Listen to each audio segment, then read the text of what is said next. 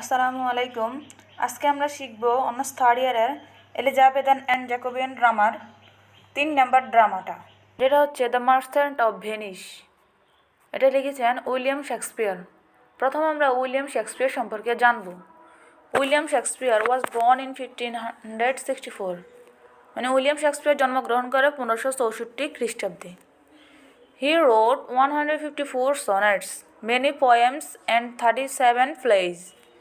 মানে তিনি লেখেন 154টি সনেট, অনেকগুলো কবিতা এবং 37টি plays.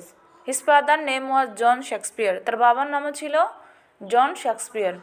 William Shakespeare was an English playwright, poet and actor.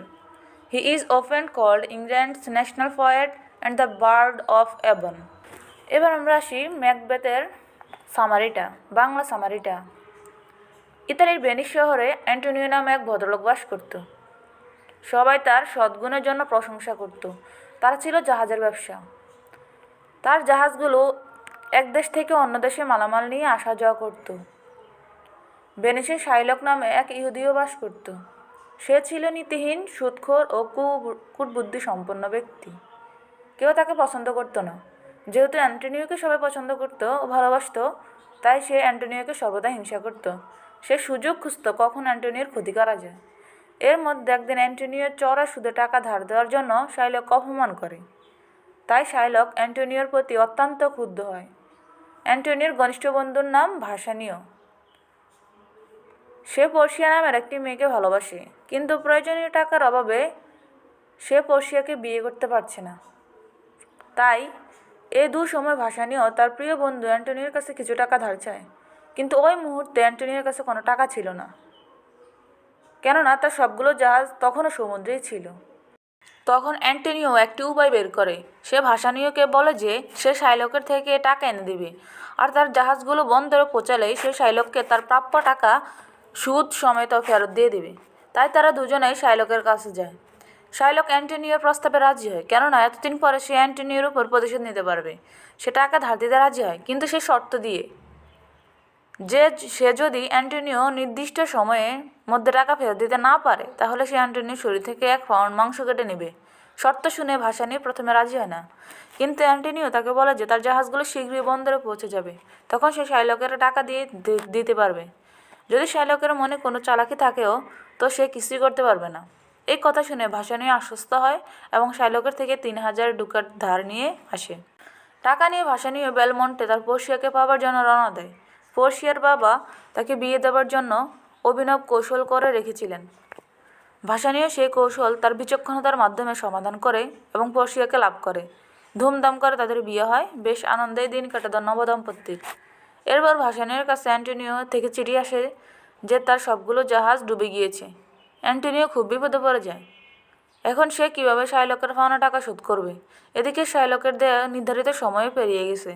তাই শাইলক এখন তার শর্তানুসারে অ্যান্টোনিওর শরীর থেকে 1 পাউন্ড মাংস কেটে নিতে চায়।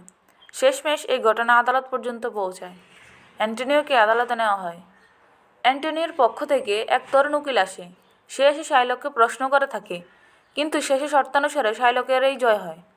সে অ্যান্টোনিওর শরীর থেকে মাংস কাটার জন্য প্রস্তুত হয়। শাইলক অ্যান্টোনিওর শরীর থেকে মাংস কাটতে উদ্যত হলে তখন বাধা দেয় অ্যান্টোনিওর পক্ষে তরুণ উকিল।